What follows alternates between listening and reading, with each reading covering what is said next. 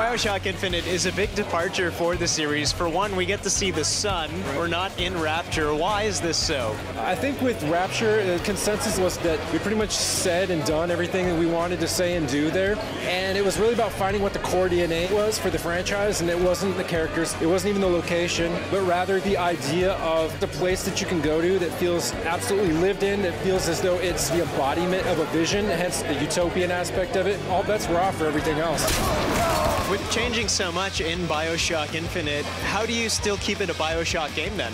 I think we're probably a little bit more concerned about that earlier on in the production process because we had this archetypal vision for what Rapture was and everyone associates it with BioShock. Can we create that magic again in an entirely different space? So there's a lot of trepidation there. And over time, though, we got to the point where this feels like a BioShock game for whatever reason, but really just having the world be coherent and have it feel, like I said, lived in and a place that you can come to understand just through interacting with, I think it ultimately proved to be the fundamental thing about the series.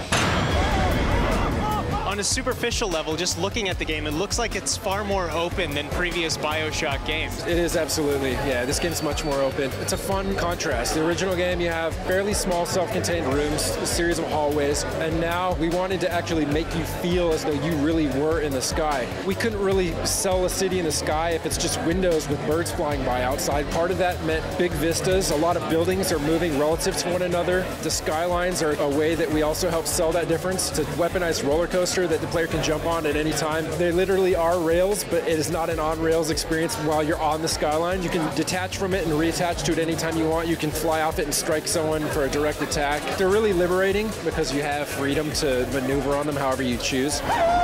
When people are done playing BioShock Infinite, what is it that you hope they take away from it? That they feel as though they've been to a place unlike any place that they've been to before. Not that they just observed it, that they've actually lived part of someone's life in this space. That was amazing.